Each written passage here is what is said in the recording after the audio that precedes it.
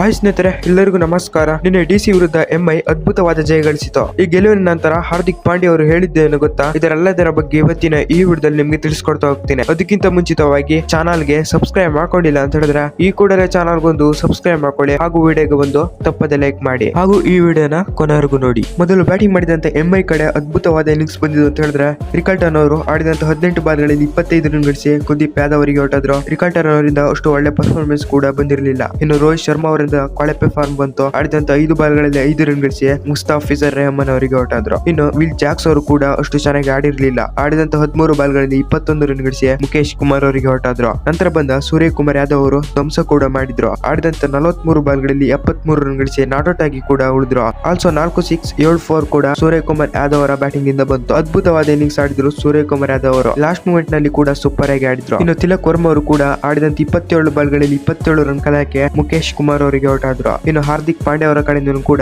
ಯಾವುದೇ ಪರ್ಫಾರ್ಮೆನ್ಸ್ ಕೂಡ ಬಂದಿರಲಿಲ್ಲ. ಆಡಿದಂತ 6 ಬಾಲ್ಗಳಲ್ಲಿ 3 ರನ್ ಗಳಿಸಿ ದುಷ್ಮಂತ ಚಮೀರ್ ಅವರಿಗೆ ಹೊರಟಿದ್ರು. ಇನ್ನು ನಮಂದೀರ್ ಅವರು ಸೂಪರ್ ಆಗಿ ಆಡಿದ್ರು. ಲಾಸ್ಟ್ ಮೂಮೆಂಟ್ ನಲ್ಲಿ ಆಡಿದಂತೆ 8 ಬಾಲ್ಗಳಲ್ಲಿ 24 ರನ್ ಗಳಿಸಿ ನಾಟ್ಔಟ್ ಆಗಿ ಕೂಡ ಉಳಿದ್ರು. ಸಖತ್ತಾಗಿ ಫಿನಿಶ್ ಮಾಡಿದ್ರು ಲಾಸ್ಟ್ ಮೂಮೆಂಟ್ ನಲ್ಲಿ ನಮಂದೀರ್ ಅವರು ಮೊದಲ ಇನ್ನಿಂಗ್ಸ್ ನಲ್ಲಿ. ಆಲ್ಸೋ ಎಂಐ 20 ಓವರ್ಗಳಲ್ಲಿ 180 ರನ್ ಕಲೆಯಕ 5 ವಿಕೆಟ್ ಕಳೆದುಕೊಂಡು ಡಿಸಿಗೆ 181 ರನ್ ಟಾರ್ಗೆಟ್ ಕೊಟ್ಟಿತ್ತು. ನಂತರ ಚೇಸ್ ಮಾಡಲು ಬಂದ ಡಿಸಿ ಕಡೆ ಒಳ್ಳೆ ಪರ್ಫಾರ್ಮೆನ್ಸ್ ಬಂದಿದೆ ಅಂತ ಹೇಳಿದ್ರೆ ಕೆಎಲ್ ರಾಹುಲ್ ಅವರ ಕಡೆಯಿಂದ ಯಾವುದೇ ಪರ್ಫಾರ್ಮೆನ್ಸ್ ಬಂದಿರಲಿಲ್ಲ. ಆಡಿದಂತ 6 ಬಾಲ್ಗಳಲ್ಲಿ 11 ರನ್ ಕಲೆಯಕ್ಕೆ ಟ್ರೆಂಟ್ ಬೋಲ್ಟ್ ಅವರಿಗೆ ಹೊರಟಿದ್ರು. ಇನ್ನು ಫಾಫ್ ಡು ಪ್ಲೆಸಿಸ್ ಅವರು ಕೂಡ 6 ರನ್ ಕಲೆಯಕ್ಕೆ ದೀಪಕ್ ಚಹರ್ ಅವರಿಗೆ ಹೊರಟಿದ್ರು. ಅಭಿಷೇಕ್ ಪುರೇಲ್ ಅವರು ಕೂಡ 6 ರನ್ ಕಲೆಯಕ್ಕೆ ವಿಲ್ ಜಾಕ್ಸ್ ಅವರಿಗೆ ಹೊರಟಿದ್ರು. ಡಿಸಿ ಕಡೆ ಯಾವುದೇ ಬ್ಯಾಟರ್ ಇಂದನೂ ಕೂಡ ಅಷ್ಟು ಅದ್ಭುತವಾದ ಪರ್ಫಾರ್ಮೆನ್ಸ್ ಬಂದಿರಲಿಲ್ಲ. ರಿಜ್ವಿ ಅವರು 39 ರನ್ ಕಲೆಯಕ್ಕೆ ಮಿಚೆಲ್ ಸ್ಯಾಂಟ್ನರ್ ಅವರಿಗೆ ಹೊರಟಿದ್ರು. ಇನ್ನು ನಿಗಮ್ ಅವರು ಕೂಡ ಮಿಚೆಲ್ ಸ್ಯಾಂಟ್ನರ್ ಅವರಿಗೆ ಹೊರಟಿದ್ರು 20 ರನ್ ಕಲೆಯಕ್ಕೆ. ಅಶುತೋಷ್ ಶರ್ಮಾ ಅವರು ಕೂಡ ಆಡಿದಂತ 16 ಬಾಲ್ಗಳಲ್ಲಿ 18 ರನ್ ಕಲೆಯಕ್ಕೆ ಮಿಚೆಲ್ ಸ್ಯಾಂಟ್ನರ್ ಅವರಿಗೆ ಹೊರಟಿದ್ರು. ಎಂಐ ಕಡೆ ಬೌಲಿಂಗ್ ನಲ್ಲಿ ಅದ್ಭುತವಾದ ಪರ್ಫಾರ್ಮೆನ್ಸ್ ಬಂತು. ಟ್ರೆಂಟ್ ಬೋಲ್ಟ್ ಅವರು ಹಾಕಿದಂತ 4 ಓವರ್ಗಳಲ್ಲಿ 29 ರನ್ ಕೊಟ್ಟು 1 ವಿಕೆಟ್ ತೆಗೆದ್ರು. ದೀಪಕ್ ಚಹರ್ ಅವರು ಕೂಡ 1 ವಿಕೆಟ್ ತೆಗೆದ್ರು. ವಿಲ್ ಜಾಕ್ಸ್ ಅವರು ಕೂಡ 1 ವಿಕೆಟ್ ತೆಗೆದ್ರು. ಮಿಚೆಲ್ ಸ್ಯಾಂಟ್ನರ್ ಅವರು ಕೂಡ 3 ವಿಕೆಟ್ ತೆಗೆದ್ರು. ಜಸ್ಪ್ರೀತ್ ಬುಮ್ರಾ ಅವರು ಕೂಡ 3 ವಿಕೆಟ್ ತೆಗೆದ್ರು. ಕರಣ್ ಶರ್ಮಾ ಹಾಕಿದಂತ 3 ಓವರ್ಗಳಲ್ಲಿ 31 ರನ್ ಕೊಟ್ಟು 1 ವಿಕೆಟ್ ತೆಗೆದ್ರು.